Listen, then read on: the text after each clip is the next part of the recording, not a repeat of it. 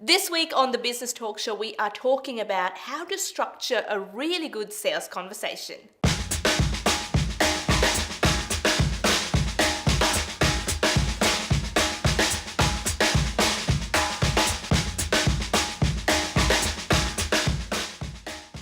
This week on the Business Talk Show, I'm answering a question from Michael, and he wants to know how to structure a really good sales conversation. Now, this is a really interesting topic, but before I give you how to structure a good sales conversation, I want to confess that when I first started in business, I was a really bad sales conversation kind of person. Like, I had no idea how to structure a sales conversation. Coming from the 9 to 5 corporate world, I didn't have the need to have a sales conversation in the job that I did. So the sales process that I currently use for my business and what I have been teaching my clients over the last 5 years has been very much what I have learned, what worked and what didn't. And now I've got a systematic approach to this that there are probably 3 different ways you can structure a sales conversation, but one of the best ways to structure the sales conversation, that's what I'm going to take you through today. First things first, when someone is interested in what you have to offer, whether that's a product or a service, it's really important for you to, before you even pitch your offering, for you to take a check-in as to what the level of urgency is for them to invest in the product or the service. That's a starting point of the conversation. So where you would say something along the lines, if they said to you, I've been really frustrated with this and I'm really looking for a solution, you would ask them the question saying, so how quickly are you looking to gaining a solution in terms of a timeline? Like, are you thinking you want to invest in something that is going to help you in the next few days or in the next few weeks or in the next few months? You want to really get an understanding as to how quickly they want to solve this problem. Now, the longer the time frame, the harder it actually becomes to really get them to commit right here, right now. So ideally, in your sales conversation, you want to highlight some key benefits that they are going to receive if they were to look at solving their problem and looking for a solution in the next few days or in the next few weeks. The moment it jumps to probably 6 to 8 weeks, it's a little bit harder. So I encourage you to hold a sales frame, as I say, where you're keeping the conversation really light and engaging and focusing on their problem and the need to solve the problem in the next few days or the next few weeks, meaning in the next, 2 to 3 weeks at a bare minimum. Really important. Once you get through that, what I would encourage you to do is ask them to start talking about all their issues. It's so easy, I think, from a service-based business to get hung up where they say 1 or 2 things are their issues and you go, oh, okay, so you've got that and that.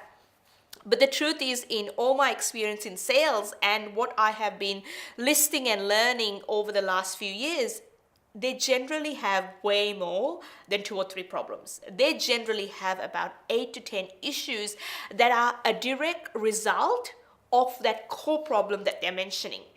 So for example, sometimes a lot of people say to me, oh, Samantha, one of my biggest issues is I don't have a really good presence online and I just want to fix that. Now you would assume that's an issue. But then my question following on from that would be, so tell me a little bit more about this problem that you're having. You mentioned, it is a social media thing and you're trying to build your profile and you don't have a lot of presence, but tell me a little bit more. Is it that you want to build a following? What is it? So I would give them some keywords and then I want them to keep the conversation going.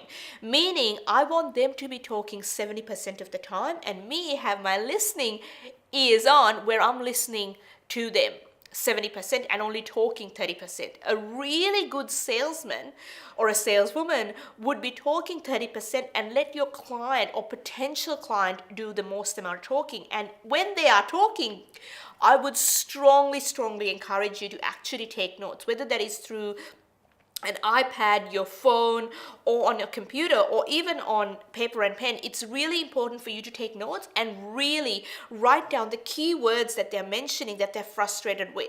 So for example, as I said to you before, if the person calls me and says, look, I'm really struggling with social media, I just want to generate leads and I want to build my online profile, what I'm taking note is generate leads, build online profile.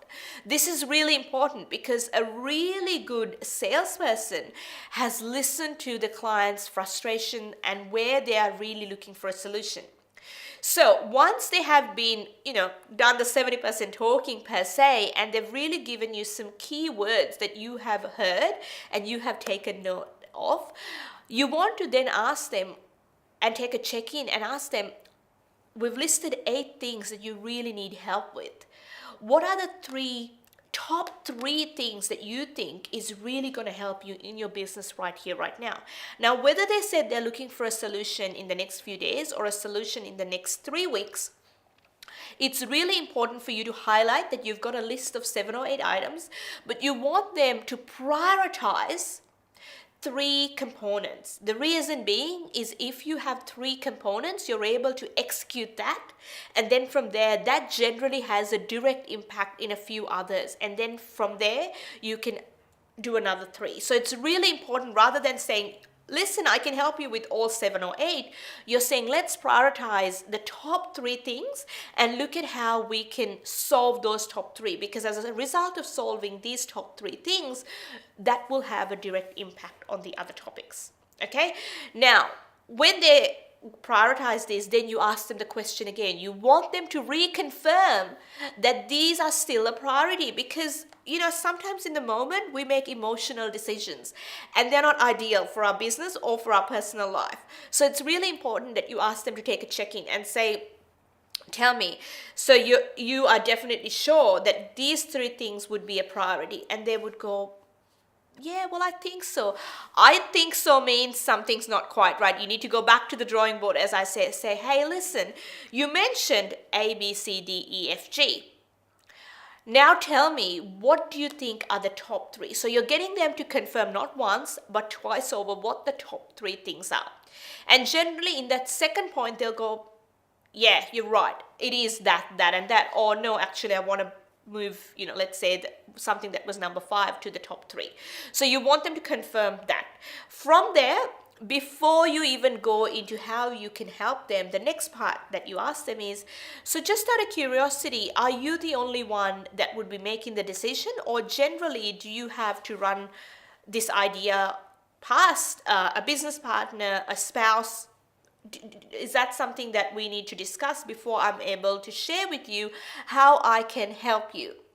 Because in the first few, I think the first maybe 2 years in my business, I would be able to help these people, and I would go into this sales process and go through the conversation of how I can help them. And at the end, probably 5 minutes later, they say, that was great, Samantha, thank you so much. I'm just going to go talk to my wife, or I'm going to talk to my hubby, or I'm going to talk to my business partner. And then I'm going, oh, okay. Yeah, every decision I make, I've got to run it past them. So I'll get back to you.